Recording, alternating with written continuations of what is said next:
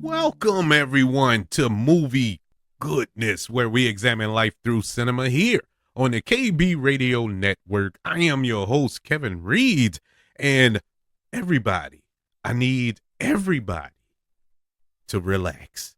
I need everybody to just take a breath, just sit back and relax. And I'm saying everybody because I can't point to every individual or single out every individual that are pulling their hair out, that are marching in the streets in frustration over a Grammy win.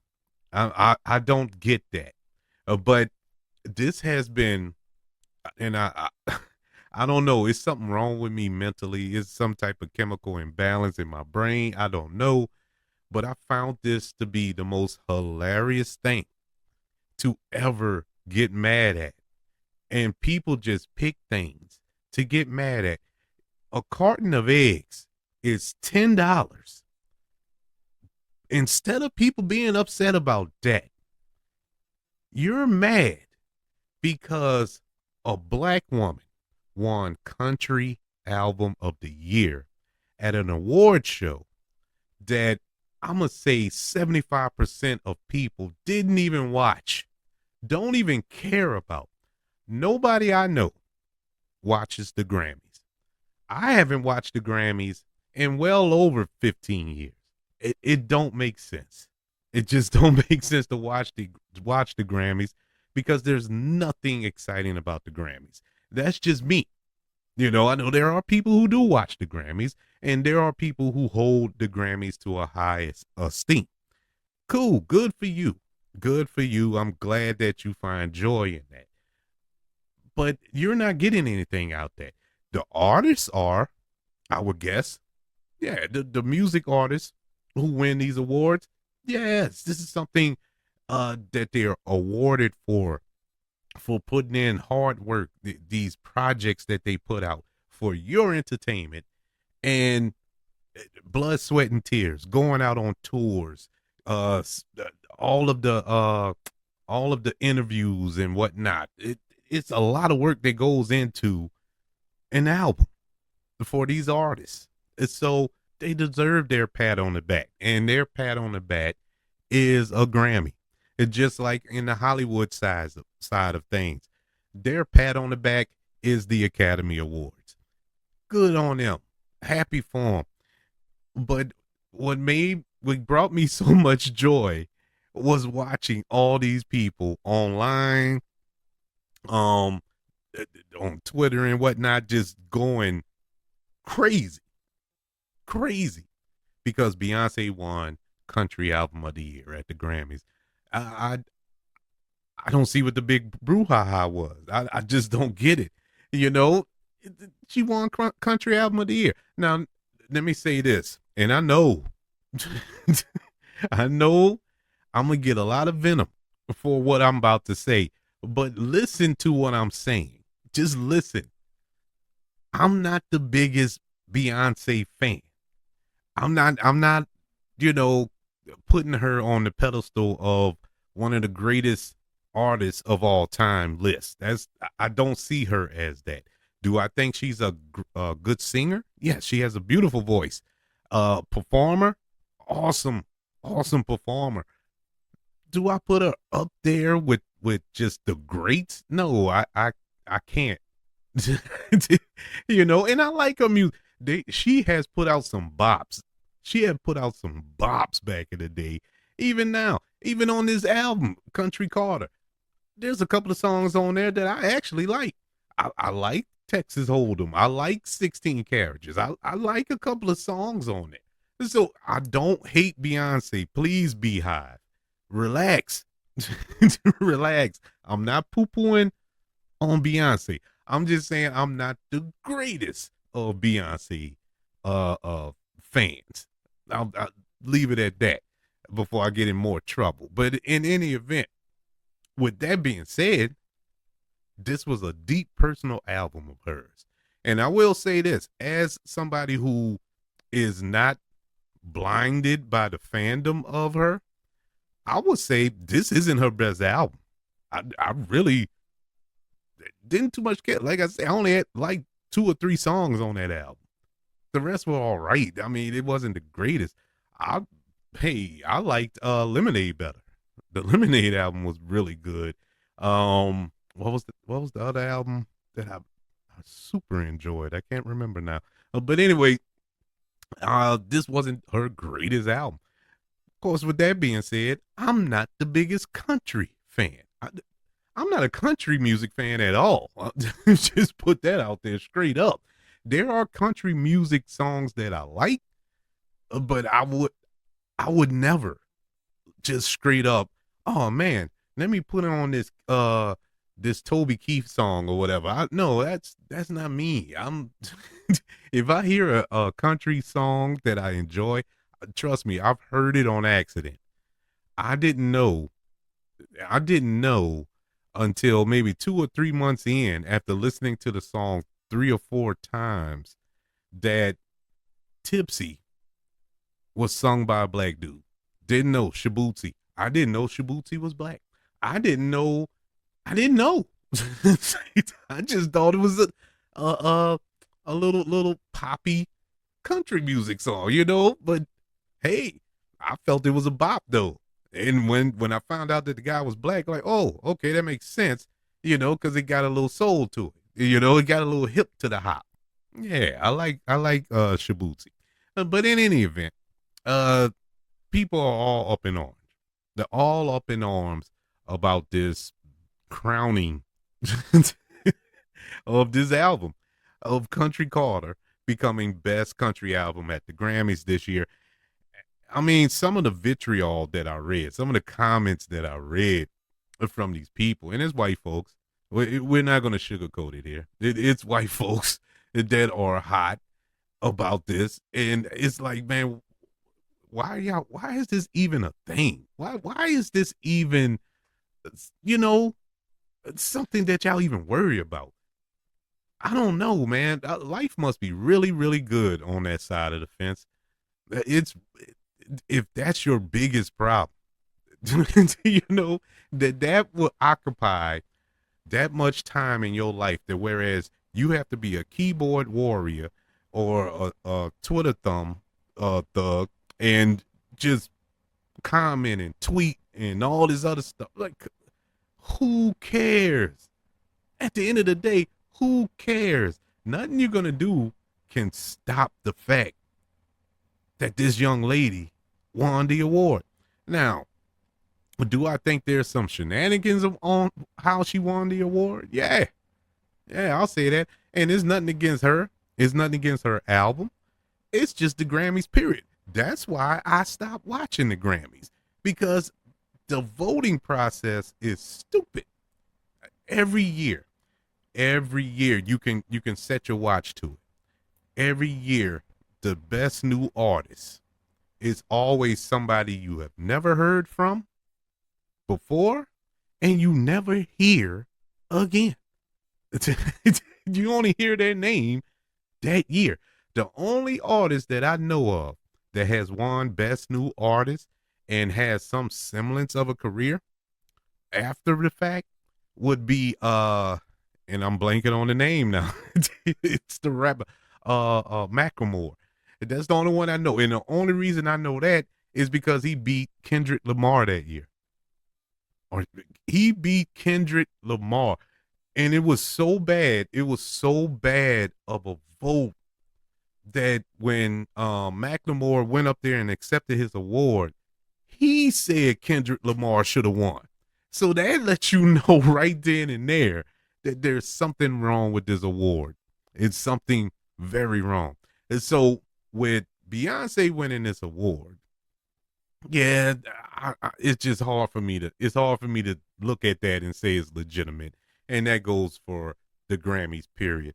And all of these award shows, let's be real, it's all about making statements. It's all about making political statements at times. And I don't know, it just then turned into a movie. And I don't like it. I just don't like it. But that's besides the point. We're gonna go over this Beyonce country album of the Year award and the backlash behind it, and even touch in a little bit about the Sabusi situation surrounding the CMA, the CMAs, the Country Music Awards this past year, and the controversy behind all that. Due to all that, our movie that we're going to review at the end of the show will be a classic. 50 years, well, 51 years this year of 51. I can't believe this movie is 51 years old. I cannot believe it, because that lets me, all that does is tell me that I'm about to turn 50 in a couple of years. And I don't know, I'm about to lose my mind. I'm about to have an anxiety attack thinking about that. But the 1974 absolute classic comedy, Blazing Saddles, which I've been waiting for years, since I started this podcast, for an opportunity to review this movie, and couldn't find the right subject to jump into it with. And voila. Thank you, Beyonce. I guess she is a queen in my eyes today. And so that'll be our film today. But first, let's jump into this Beyonce situation. And now, at the Grammy Awards, Taylor Swift, of all people, Taylor Swift beat Beyonce a couple of times, I think, for Album of the Year in past Grammy Awards. And we all know the infamous Kanye West moment when he stole the mic from Taylor Swift, and he said and he said that Beyonce had the greatest album of all time and all this here, pretty much poo-pooing on Taylor Swift moment or whatever. And so we know the history behind it. Now, there was never any beef with, at least as far as I know, between Taylor Swift and Beyonce. That was Kanye being Kanye.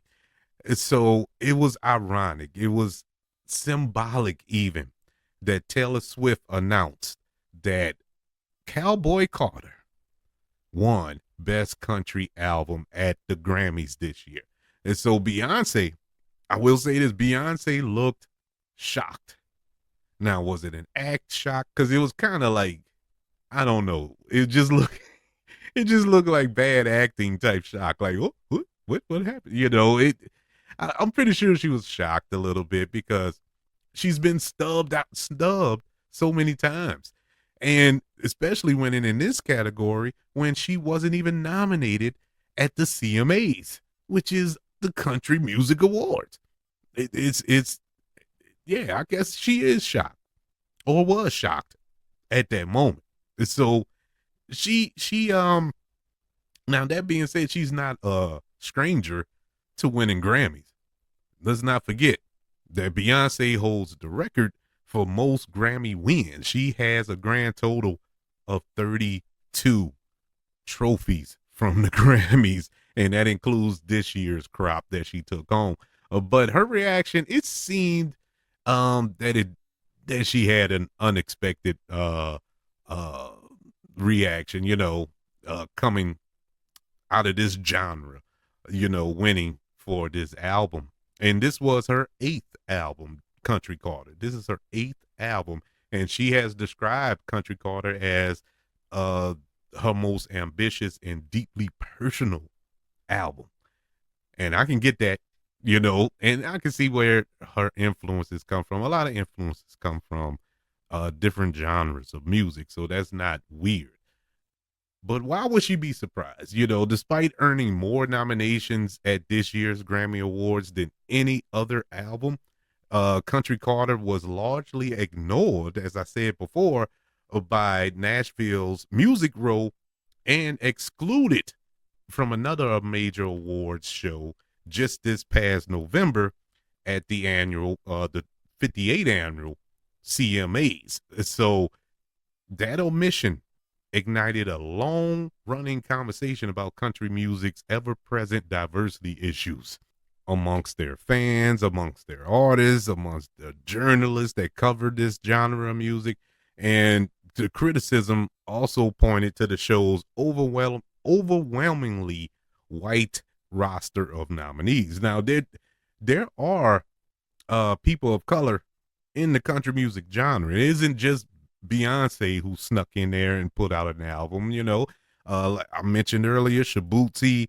You have Darius Rucker in there. There are what's the other one? Big Rich, I think his name. Yeah, there are some black country artists, but they don't win none. I think Big Rich has won before, but other than that, it's very few and far between when it comes to diversity at these CMAs.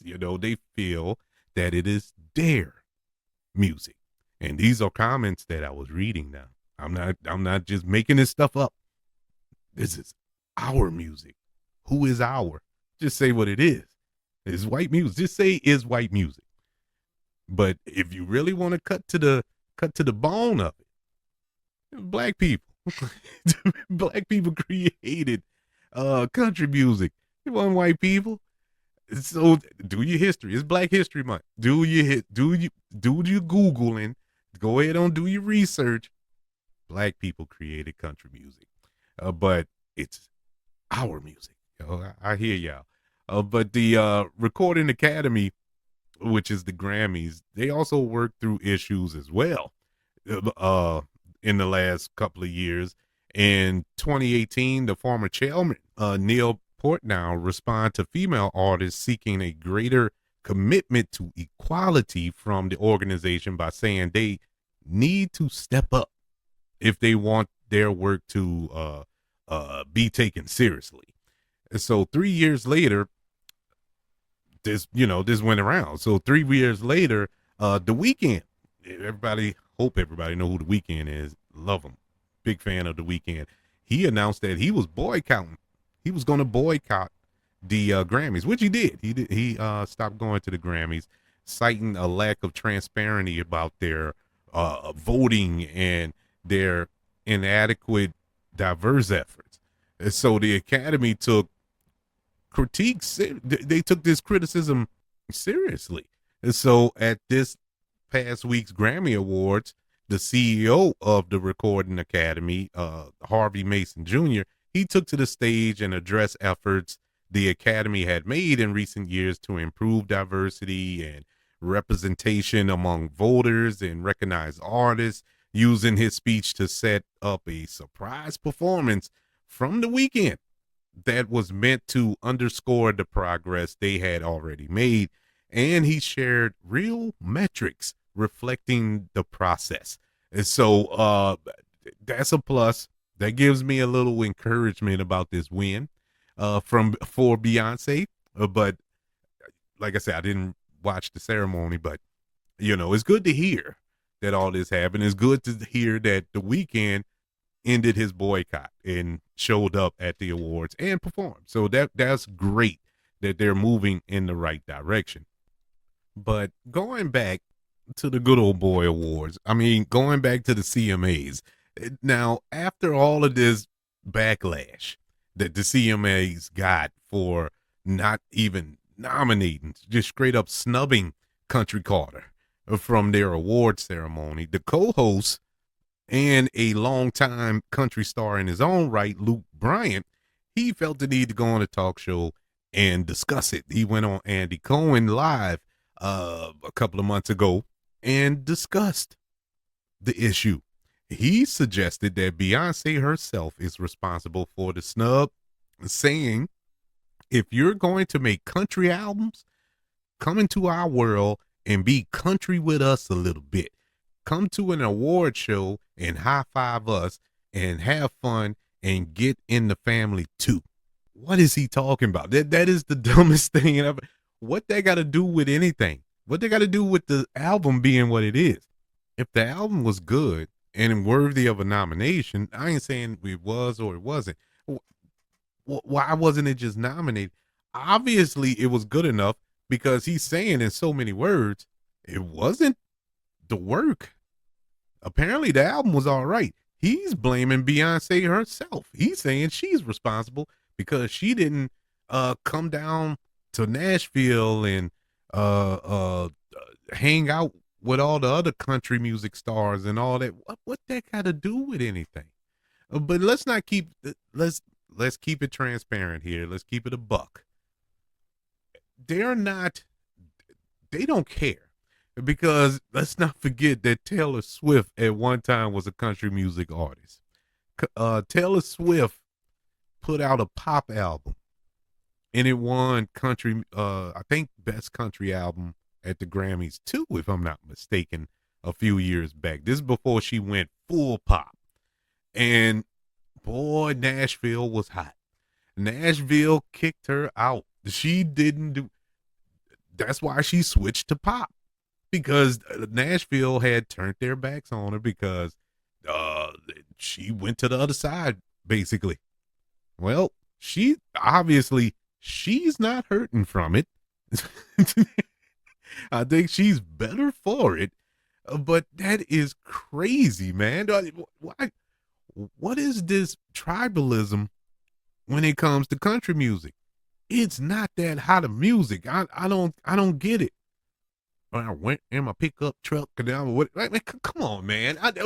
Who listens to that and think those are bops? Why is this a big thing? Why do y'all feel that this is the greatest genre of music that uh that God put on earth? It's like, it's, they act like Jesus himself blessed country music. Just touched Nashville and made this invisible force field dome around this city, whereas it's all the country music comes from here. If it doesn't come from here, it's not country music or whatever. I don't know. But it's just crazy that this tribalism exists in a genre of music. Unbelievable. Perhaps the mind of a country boy uh is prone to amnesia. Maybe he wasn't thinking clearly, because as Beyonce infamously did come to the CMA Awards in 2016, as she performed her Lemonade standout Daddy Lessons alongside my wife's favorite country music group, the Chicks. And so and I forgot about that. Yes, the Chicks, who were formerly known as the Dixie Chicks, they are the only country artists that I listen to. I actually went to a the Chicks concert in Las Vegas with my wife. Big Chicks fan. And I like the Chicks, mainly because my wife played them all the time. But I like their music. But anywho's, yes, she did come to the CMAs, perform that record with a legitimate country music artist, well, artists, this group. And so he must have forgot, or he was in the back. Maybe he went to the bathroom and he missed it. It's a possibility. But that performance was the kind of cross-genre collaboration the CMAs typically love to manufacture. Post Malone showed up at the CMAs, among others. I mean, it's not like artists have not, got together with the country music artists and performed before and showed up at their awards. It's hypocritical, man. I can't stand hypocrites. It just, I don't know. It does something to me. It makes me itch. Now, jumping into these folks, these artists, these country artists that just unleashed all sorts of venom over this win. Big and Rich, that's who I was trying to think of earlier. Big and Rich, who are country music stars, they added fuel to this backlash when Beyonce won Best Country Album at the Grammys. While some country stars have expressed their beliefs that country is for everyone, even those who are not traditional country singers, others like Rich, think the Recording Academy outed themselves as pushing an agenda. Rich of Big and Rich, he went on social media. He said there's no way Beyonce's album was better than Lainey Wilson's Windmill album. Lainey Wilson is a country music star. But anyways, I don't get it, he wrote. Record labels make deals on the votes. That was his response.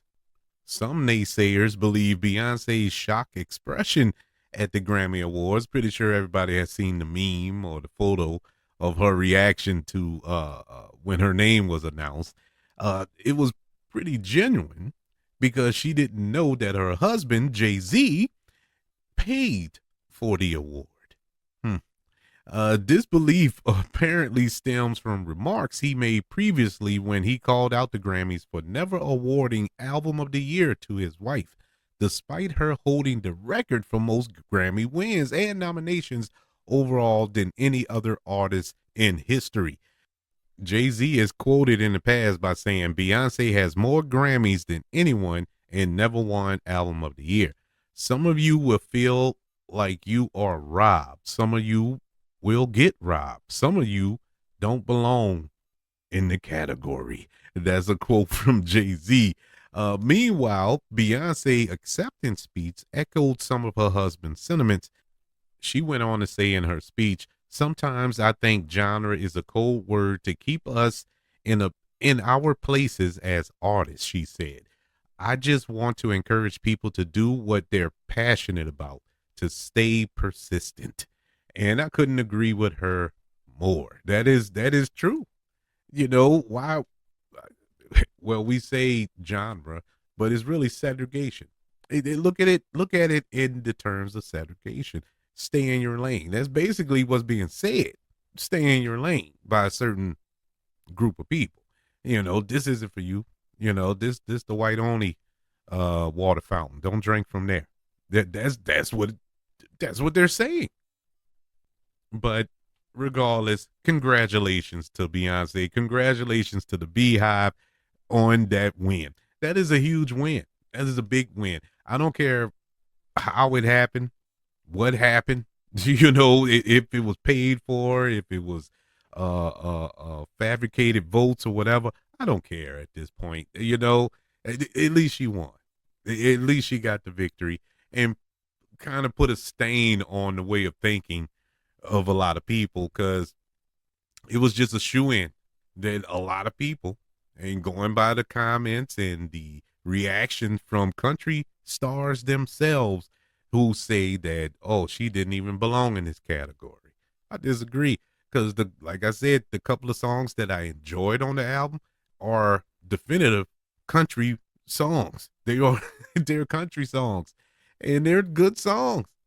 And so now I didn't listen to the other albums, so I really can't give a fair assessment if her album was the best, better than the others in that category. I can't. But that goes for every other category in the awards.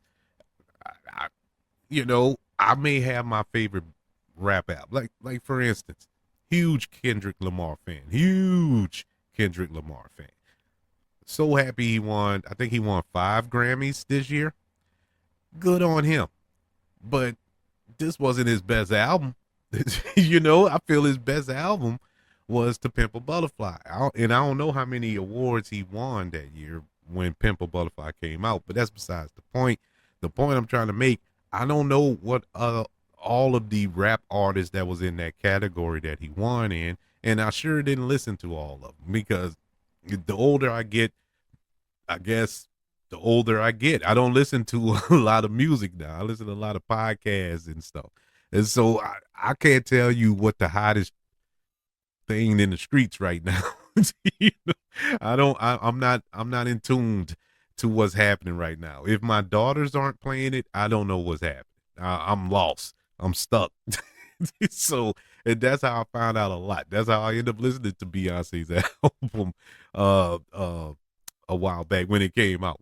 But anywho's, good on her. People need to grow up. There are more things to worry about.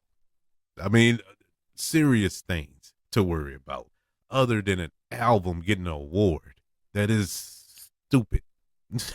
You know, if your favorite artist didn't win, that's fine. I can understand you getting upset. If you're a big fan of Lainey Wilson, okay, I can understand you being a little down. Like if that album was your album of the summer, that got you through the summer, that got you through a breakup, got you through depression, got you through whatever, you will consider that the greatest album of all time. So I get it. but that goes for everybody. It goes for everybody, so in every album. So you got to put things in its proper perspective. But anywho's, yes, Beyonce, best country album for her 8th studio album, Country Carter. Uh, I ain't gonna lie. After she won, I went back. I went on Spotify and I started listening to a to a couple of them songs. And I was like, yeah, I'm digging it now. It just brings an extra spice to it. But good on her. And so now let's dive into our movie review that is kind of related to this subject. Really didn't have a subject, or well, really didn't have a film that fits this narrative that we're talking about, but it kind of does, because this movie, Blazing Saddles, which came out in 1974, is about a black man back in that time, not in 74, but during the Western era, uh, that becomes the sheriff, and he's the only black man in his town, and he's a fish out of water, and all insanity ensues. So that's basically Beyonce, uh, being a fish out of water in this genre of music called country. And so I say, you know what? It fits, plus country western, it fits. And so, yeah, Blazing Saddles, man, 51 years old. My God, a satirical western. It was directed by the great Mel Brooks. It was written by Andrew Bergman, Richard Pryor, Norman Steinberg, and Alan Unger. This film stars Cleavon Little and Gene Wilder. Now, a little backstory. This pretty much came from Richard Pryor. This was his idea to an extent. And the idea was for Richard Pryor to star in the Cleavon Little role. This was his movie. The studio got scared because Richard Pryor is at this time, he's the stand-up comedian, very vulgar, not safe for work material that he performs on stage. Didn't really want him to star in this film. Plus, he had some behind the scenes stuff that he do, in his personal life with the drugs and all this other stuff. Didn't really want to get into business with Richard Pryor in that fashion. And so he was just credited as the writer, one of the writers of this film. And that's how Cleavon Little got the role. And quite honestly, I would have loved to have seen Richard Pryor in this role, because it just would have been that much greater, because it's Richard Pryor. But Cleavon Little was phenomenal in this role. Gene Wilder, we know that Gene Wilder and Richard Pryor, multiple movies together. Their team ups were some of the best from when I was growing up, even though a lot of them was before, just like this movie, before I was born, but I saw them when I got old enough and snuck and watched them. But I remember Gene Wilder and Richard Pryor and Stir Crazy. What's the one where they were blind? One was blind and one was deaf. That was funny.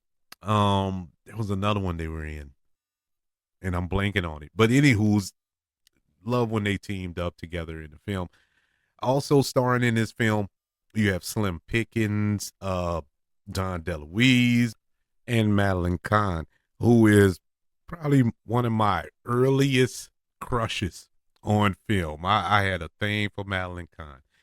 But yeah, this film went on to be nominated for 3 Academy Awards and is today considered a comedy classic. It ranks 6th on the American Film Institute's 100 Years, 100 Laughs list. It was deemed culturally, historically significant by the Library of Congress, and it was selected for preservation in the National Film Registry in 2006, and it deserves every accolade that it receives. This film is one of the funniest movies I have ever seen. This movie is probably the one film. You know, we live in an era now of sequels and reboots and remakes and all this here. They could never remake this movie for a number of reasons. Number one, it's a classic. It's no point touching it. It's like trying to remake Godfather. It doesn't make sense. Why? What can you add to perfection? You know, and it's the same thing with Blazing Saddles. What can you add to perfection? This movie is perfect. The other reason, it is no way in 2025 you can make a movie with the level of humor that is in this movie and not have people picketing in front of movie theaters. This is the most racist, inappropriate film you ever want to see. But that's what makes it funny. It really turns a mirror. It wasn't racist like in the fact that it wasn't like uh uh a Ku Klux Klan propaganda film. I'm not saying that form of racist. It was the racist jokes, the kind of humor that was I guess you could say acceptable back then. That's not acceptable now. It's no way you can make this movie in 2025. So it came out at the right time. And there's a number of films that came out, I would say, within this little 10, 15-year period where it was just completely inappropriate. In involving Richard Pryor, my mind gravitates to The Toy. I remember growing up watching The Toy with Richard Pryor and Jackie Gleason in it. And I love that movie. I thought it was the funniest movie ever, as a little kid. And as I got older, and I guess, dare I say, wiser, I'm like, man, this is the most racist movie I've ever seen in my life. They actually made a movie about you buying a slave in modern times. You know what I'm saying? It's so crazy to think that, man, there's no way they can make this movie in 2025. But yeah, it was crazy. Another film comes to mind, Soul Man, that stars C. Thomas Howell. Love that movie. I think I went to the theater to see that either with my brother or my sister. Because there's no other reason why I would go see that at the theater. But I remember going to see it in the theater, had to be with one of my older siblings. And I thought it was pretty funny. White man in blackface the entire movie. But nobody thought of it. Nobody thought anything offensive by it. And nah. And just, you think about it now. Nah, there's no way. There's no way they can remake that movie. Even though you could probably point to Tropic Thunder with Robert Downey Jr. playing a black man that whole movie, which I enjoyed. And I enjoyed Robert Downey Jr. in that movie. Loved him. And yeah, inappropriate. But I think that's it was right on the line, the cutoff line, when you can make movies like that. Because we haven't seen good comedies since then. Every now and then, sprinkle then, you catch a good little funny movie in recent years, but nothing to the level of what we got back in the late 70s and 80s and 90s and stuff. They were just doing stuff. They were just doing stuff to do stuff. But in any event, Blazing Saddles, one of the greatest comedies of all time. Every scene is hilarious. Every scene. If you know Mel Brooks, who is like a comedy icon, this guy has directed, of course, Blazing Saddles. He directed Spaceballs and History of the World Part 1 and so many more. And he also produced The Fly with Jeff Goldblum. A lot of people don't know that, but he produced that among other films that he took his name off of because he didn't want to confuse audiences into thinking it was a comedy because that's what he's known for. But he produced a lot of dramas and horror films and stuff like that. back in the day, but he took his name off it. It's so it wouldn't be a confusion. But this dude is a phenomenal director, still up and kicking, running around running around now. I think he directed something recently, and I think if I'm not mistaken, Mel Brooks is in his 90s. As a matter of fact, if he makes it to June, God spare, he'll be 99 years old. And he just made a movie. I want to say last year or maybe the year before, History of the World Part 2, not a movie, but that little mini series they had on Hulu. He directed some of those episodes. I mean, the dude hasn't stopped. Phenomenal filmmaker. But our stars of this film, Cleavon Little and Gene Wilder, great chemistry. This was Cleavon Little's first movie. He was a Broadway star, so he didn't really know how to act on camera. So Gene Wilder really helped him. They became really good friends in real life, working on this film, and he helped him out. And you can't tell. I mean, well, I take that back. You can tell that he was a little stiff. You know, he was a little stiff with his performance, but it worked for the character. It worked for the character. But deep down, if you watch it now, knowing what you know, if you know a cinephile and you really look at movies for what they are, you know that he was a little stiff in his performance because this was his first time in front of the camera working. And like I said, they found the way to make it work. Gene Wilder as this alcoholic gunslinger, that was that was great casting. I said before about Madeline Kahn. Man, she got one of those 3 Academy Award nominations was for her, and she almost stole the movie. Well, I would say she stole the movie. She was that good as this character. Loved her in the film. The scenes, the little gags. Yes, this movie is full of gags, but that was comedies back then. You know, now we're spoiled. We want story, we want dialogue, we want everything laid out for us. In this movie, it was just gags. It was gag, but it pushed the story along. The scene, I would say a classic scene that everybody remembers from Blazing Saddles. It will be the campfire scene. The campfire scene with the guys eating beans. I don't know what it is, but that it still makes me laugh to this day. How hilarious that scene is. The scene with Cleavon Little and Madeline Kahn. They turned off the lights or whatever. They about to do the boom shoe, and she was like, "Oh, is it true what they say?" And you hear the lights are off; it's pitch black, but you hear them talking and moving around. It all of a sudden you hear the zipper. It's like it's true. It's true. This movie is so good. I mean, everything about it worked. It was so stupid, but stupid in a good way.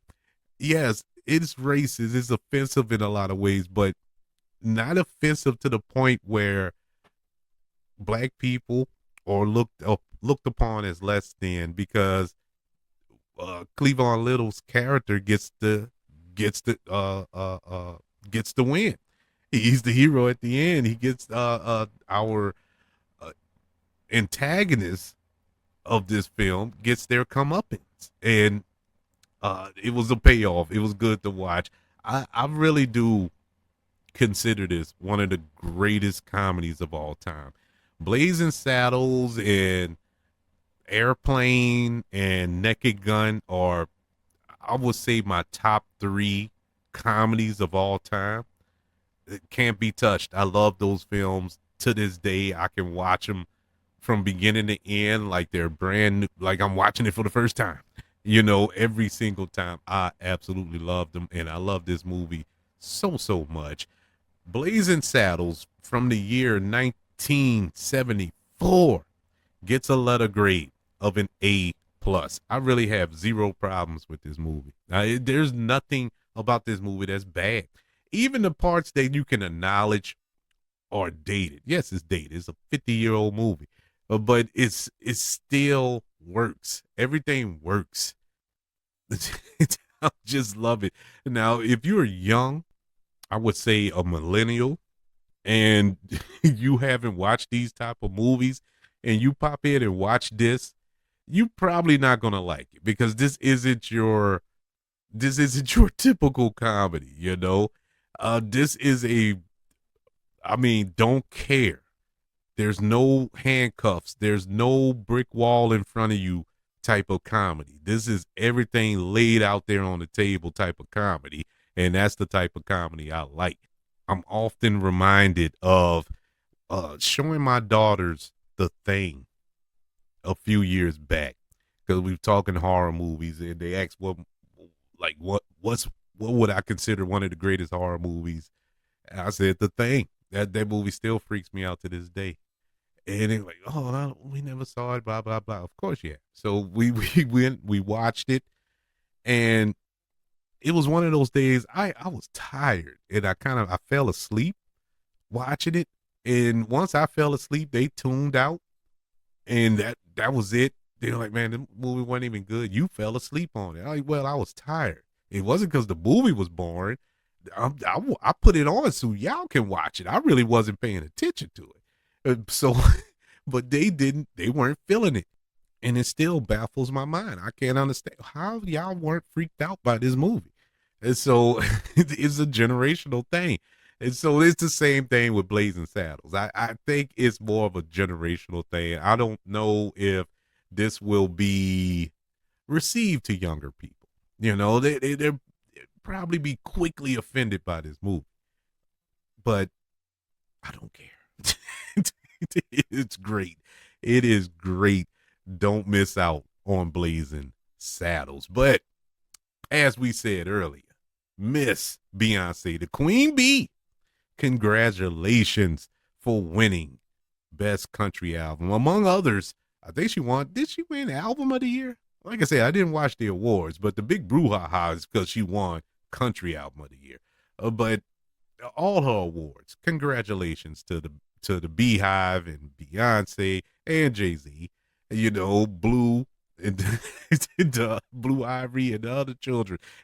Congratulations to them all. I'm happy, because you pissed off the establishment, and that's all you could ask for these days. It feels good that we get a win. But I would love to know if you're a country music fan and you're still listening, which I doubt. If you're a country music fan and so happen to still be listening, I would love to know what you feel or let me rephrase that, how you feel about Beyonce winning Best Country Album for Country Carter this year at the Grammys. Are you upset or are you like, okay? Or did you not even listen to that? I bet you $1 million that a lot of people who are mad right now that she won didn't even listen to the album. I bet you money that they didn't listen to it. But I would love to know your thoughts. Email the show, kbradiopodcast@gmail.com. You can also search for the show on all social media platforms. Just search for the KB Radio Network. You can comment on all of those platforms if you would like to. Also, don't forget about the YouTube channel. Subscribe to the KB Radio Network channel on YouTube and like this video if you don't mind. Don't forget about the 5 stars, the reviews, and sharing this show if you're listening on Apple Podcasts, Spotify, iHeartRadio, wherever you are currently listening to movie goodness here on the KB Radio Network. Everybody, thank you for joining me as we discussed Beyonce's big win at the Grammys and the review of Blazing Saddles. Want you all to know that I love you. Continue to love everyone. And until we speak again, you all be blessed.